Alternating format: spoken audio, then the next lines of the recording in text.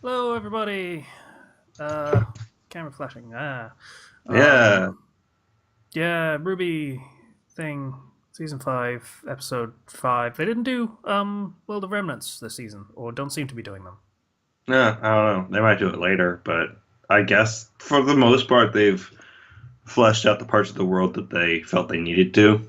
Yeah, And I presume they're going to try to implement more world building into the actual story itself.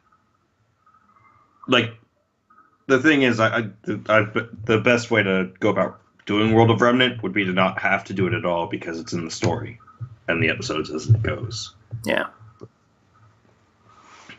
So, we'll see. Yeah. So this episode Sorry. starts in good old menagerie Mm, with Blake and Son, and they're going out trying to recruit everyone. yeah. Yeah, it's not working. And we get another named character that is just standing there and then gets called away. By his mum. Yeah, but that comes back later. Um, He's the and one guy who wanted to help, but got. Hmm.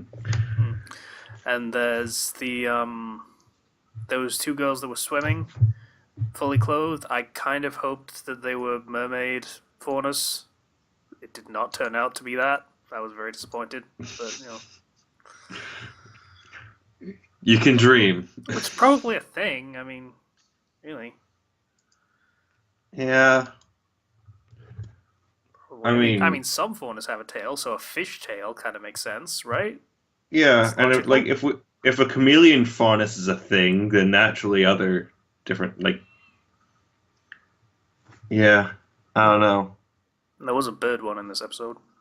Watch. There's going to be an arc where they go to the underground, the below bottom of the sea town of all the water faunas, where I'd, they're all fish people. I'd be down for that. That'd be a fun arc. Would. I'd be alright with that. Yeah, so they basically get no signatures for joining up. And Mhm. Blake and Son sit down to have a talk about Adam again because Yeah. weird thing I noticed about this one. I don't know whether it's just me, but I don't think it is. Um, the audio for the dialogue was a little bit like this, like if somehow Aaron Zach had decided to just sort of swallow her microphone. And it was just sort of kind of echoey and had a lot of reverb on it. I don't know why. So Yeah, I can hear that too. So yeah. I don't know, but yeah. Hmm.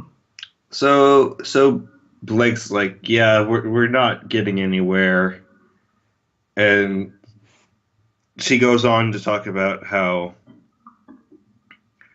uh, I believe, you know, she mentions how you ever think somebody is just the embodiment of one word, but then it turns out they're not. Yeah. This says a lot more about Blake than it does any of the people she's talking about, really, in my opinion. Yeah. It's like, okay, you're like, you're probably this kind of person, and I can describe you in one word, and there is nothing more interesting about you. Thanks, Blake. You're a wonderful person. As a writer, this part kind of hurt me Mm. because it's like, and Son's like, no, I've never actually done that. I don't know what the heck you're talking about. And she's like, well, like when I first met Ruby was purity. Weiss was defiance. Yang was strength. And he's like, what am I? And she's like, well, you're earnest. Well, if I was to define Blake in one word, it would probably be shallow, I guess, apparently. Judgmental. Yeah. I mean, but here's the thing. You could now describe her with both of those words because you can't describe any person with just one fucking word. That's not how people work. Damn it. Like, I didn't like this character from the start, but she's not really giving me any reason to either. God damn it. Yeah, like I don't dislike Blake, but she makes it hard to like her at points. Hmm. Yeah. So they have a talk about Adam, and he's a cock, basically. I thought he was justice, and then he was passion, and then he was really actually spite. Except maybe he was all of those things, only some of those things are more part of his character than others, and that's how. Yep. Yep. Okay. Yeah. Maybe part of the problem with Blake is that she judges people this way, and that's why she makes terrible decisions when it comes to trusting people. So, she then talks about Ilya, and how Ilya she had a lot of respect for because Ilya could have passed for human and hmm chose not to. We know that's not actually true because she did absolutely try and pass for human for a long time. That was the Yeah. entire point of that trailer that they spent the entire time focusing on Ilya's backstory and saying she used to pass for human. And yeah. Yeah. Yeah. And like and things she got a little bit. Also, the part where she respected Ilya so much for not trying to pass for human, but then Blake decides, okay, after leaving the White Fang, I'm going to try and pass for human.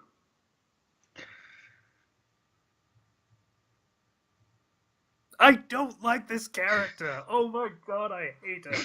Oh, such a fucking hypocrite, I swear. Okay.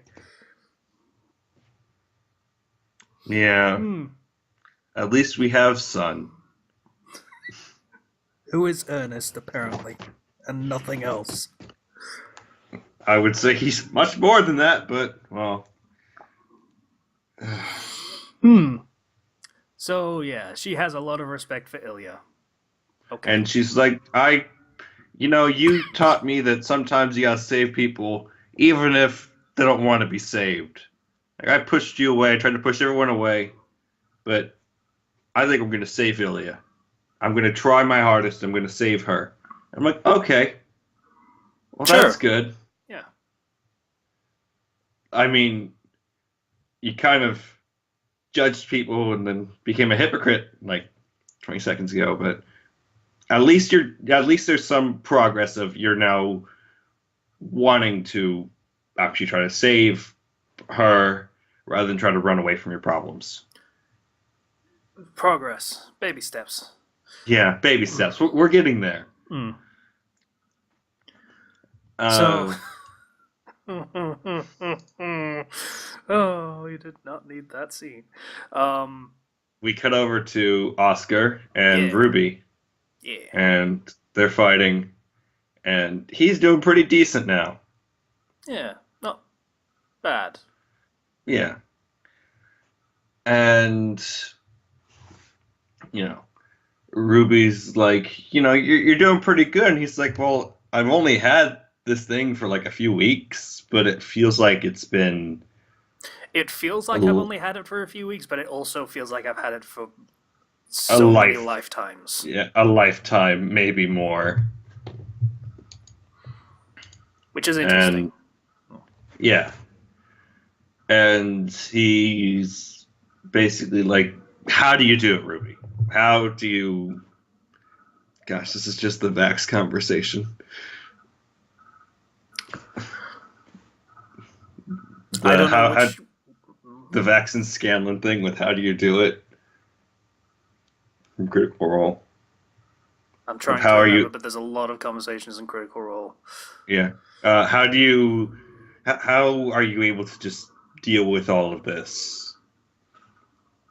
And she goes on to have a big, long... It's more... It's not so much how do you deal with this, it's how are you okay with this? How are you okay with this being how your life is? And essentially what Ruby says, condensed way, way, way, way, way down, because it's a long speech, it's a good speech, but it's a long speech, is she's not. She's not okay with any of it. Yeah. But that doesn't mean she just does nothing about it. Yeah, she mentions Pyrrha and Penny. And yay, Penny got mentioned. Oh god, yeah. There was also there was a not so subtle nod when they were talking, and Ruby says, "Pretty soon you'll be combat ready." Oh, I made myself sad. Yeah. She didn't say that, but yeah, that was a You good can see moment. it.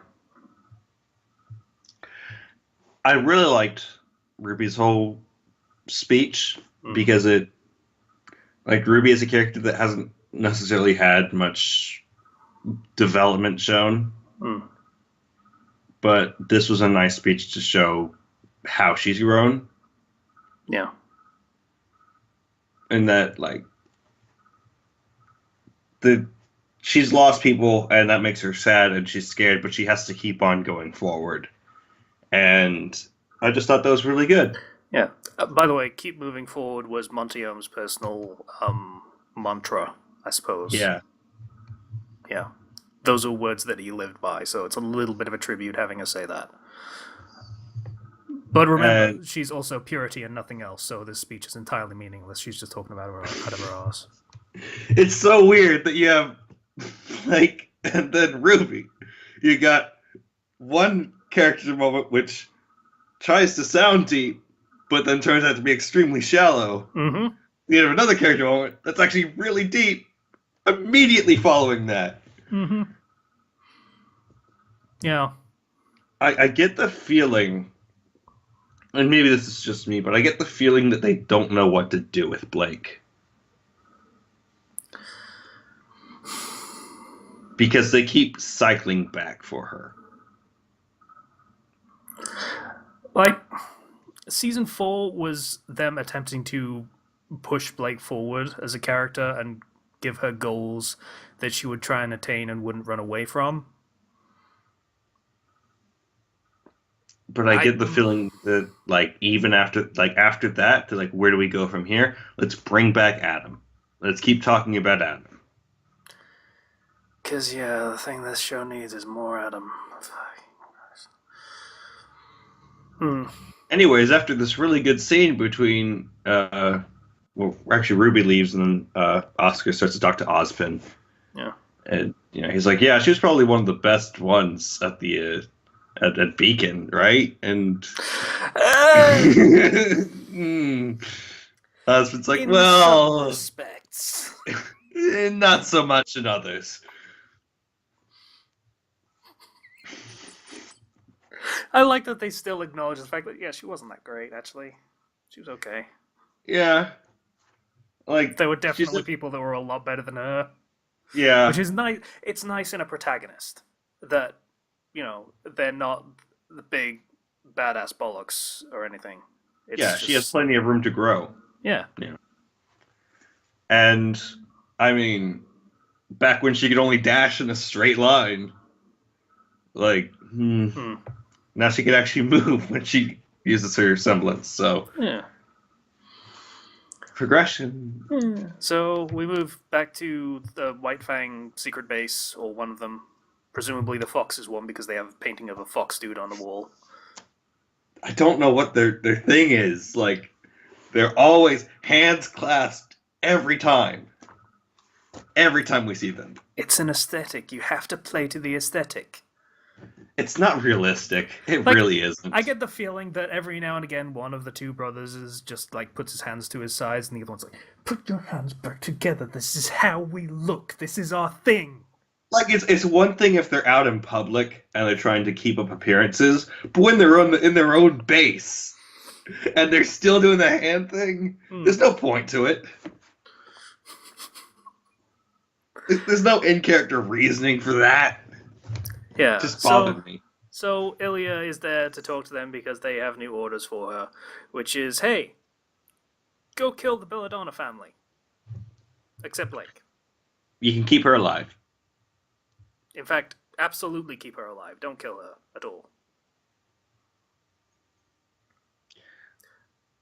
Ilya is like, I. We know she was your close friend, and that like real buddy with her. But we're trusting you with this task. Okay. I guess for the greater good. Yeah, just go do it. Yeah. At which point the audience is thinking, why would you ask her to do this? Yeah, no. Considering she failed her last mission pretty hugely. And it was to break into the same building she will now also have to break into. Not to mention that you don't want somebody who would hesitate. And Yeah. she's the type of person who would hesitate. Yeah, I'm sure they got more White Fang people on the island that they could send. I mean, I think they addressed this. I think they mentioned that it had to be her for some reason, but I can't for the life of me remember. I don't know. Yeah. But yeah, she needs to do this, and then they say, Adam's kind of a dumbass, right? Yeah. Right, brother? He's kind of stupid. Yeah, but we have to follow him for now. For now. Yeah, but he's kind of a psycho, crazy person. Oh well. We'll see how it goes. And then they play back the message from Adam, and it's just him being, I fucking hate that Belladonna family, god damn it, I hate them so much. They need to die for reasons. He's just a cartoon character. Yeah. Oh, and Ilya brings up, hey, if you kill the Belladonna family, won't that kind of make them martyrs? Or something? Because, also killing them directly after they said that you were going to do this terrible thing, and then, you've done the terrible thing, and then they suddenly and mysteriously die, that's not... The level of thought put into these plans are minimal. Like, here's the thing. The writers put a lot of thought into how the plans are stupid, but they didn't bother to make the plans not stupid. I don't know whether that's a good thing or not. Like, I don't know if the Fox dude's plans are to basically put all the blame for everything on Adam, and then, I don't know, take him out and then rise up. I'm only I don't know. honest after all. I don't know. Blame on me. Sorry. I don't know if they, because Adam's really popular for some supposedly. reason. It's just that he's a loud, angry man, and there's lots of loud, angry people in the world, I guess. But yeah. I have fry hair right now. Congratulations. You look like an anime character. I need to dye orange. Yeah, then you can yell about how you're in the future. Yeah, I am in the future. 2017, baby. Everything sucks. Yeah, that's pretty much the episode, though. Yeah, it was... God damn it, Blake. The Blake parts are getting... They're taking a step down in quality, to say the least. Like last season, I was saying, okay, this is going somewhere. This is going somewhere. This season, I'm like, it's going somewhere stupid. The Blake parts, specifically Blake. I'm not going to touch the Adam stuff because the Adam stuff is just fucking weird at this point. But the Blake stuff, I'm not going to say it's bad writing. You could call it good writing for a terrible character. She just seems genuinely unpleasant in so many ways. Like, it's getting to the point where I'm thinking, son, buddy, you could do better. The abs, bro. You have the abs. The ladies love the abs. Yeah. Yeah.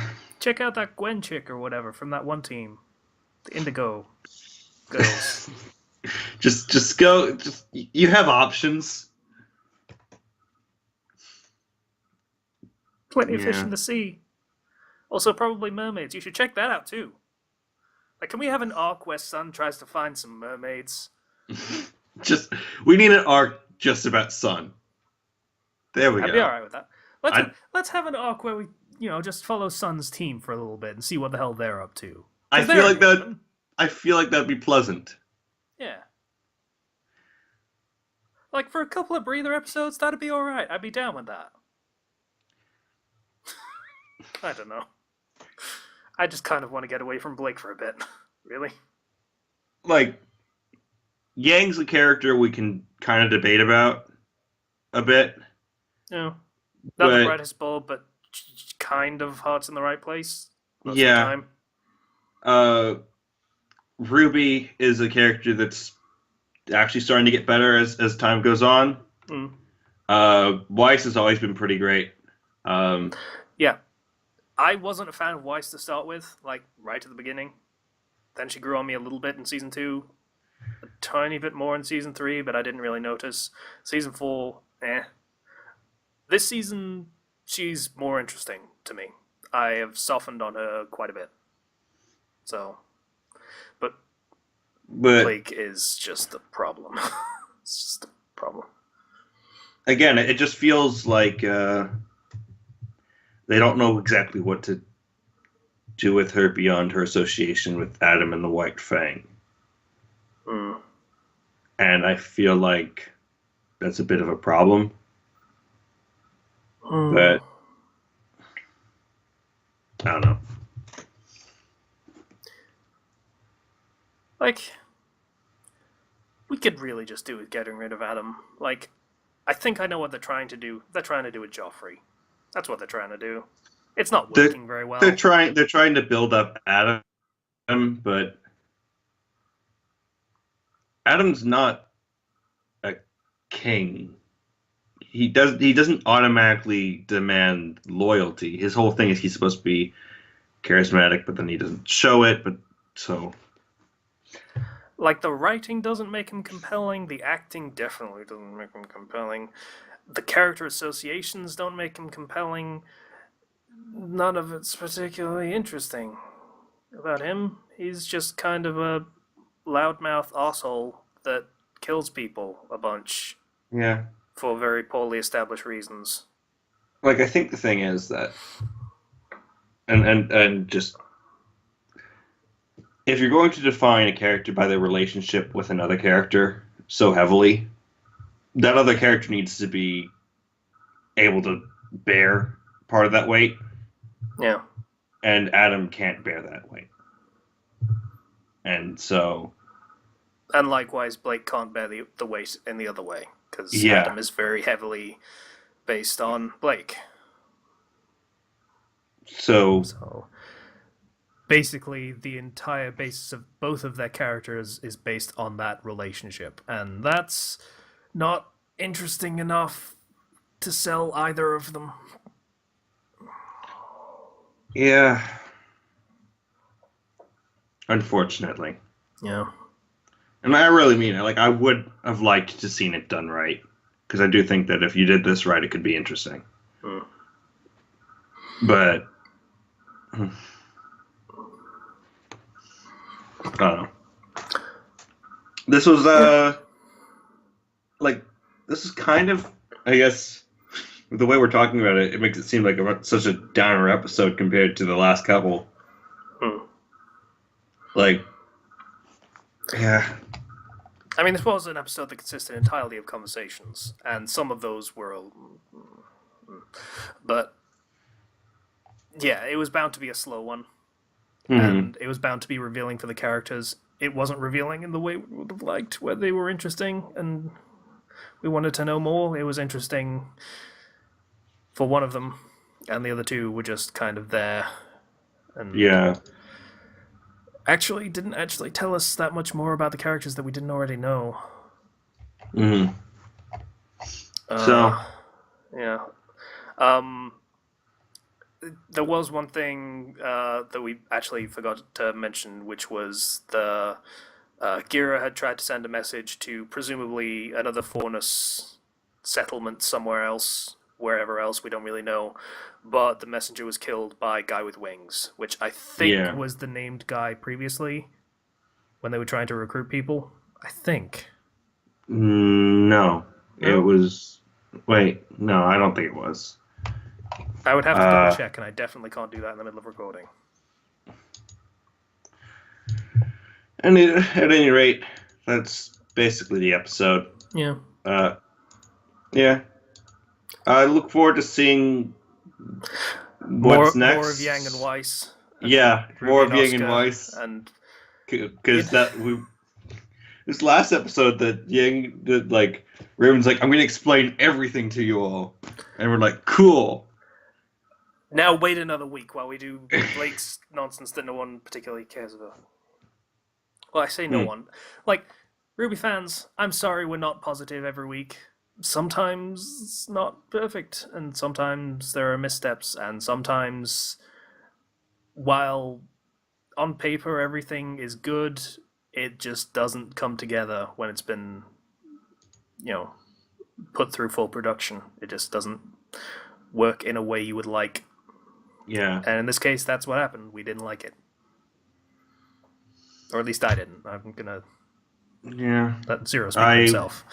I wasn't a fan of a lot of the elements in this episode, but at least Ruby and Oscar's stories are interesting. So Also, I guess we'll foreshadowed from episode 3, if memory serves. Yeah. So we'll see you guys next week. Hopefully with more positive things to say. Yeah. But because presumably we're going to be back with Yang and Weiss. Back to Yang and Weiss, and I bet we'll probably get a shot of Ruby still because that story's progressing. But not really, actually. The last 3 episodes have been training montage, more or less. But... True. Give us Red and Nora. Tell us they have something, please. Don't get your hopes up. Oh, those poor characters. Those poor characters. All right, so thanks for watching. This was a bit of a long one. Yeah. Which is only going to make editing take longer. That was a mistake. Oh well. Yeah, so thanks for watching. We'll be back next week with the next episode where more interesting dialogue happens, presumably. Yay. Bye, everybody. Yeah. Bye.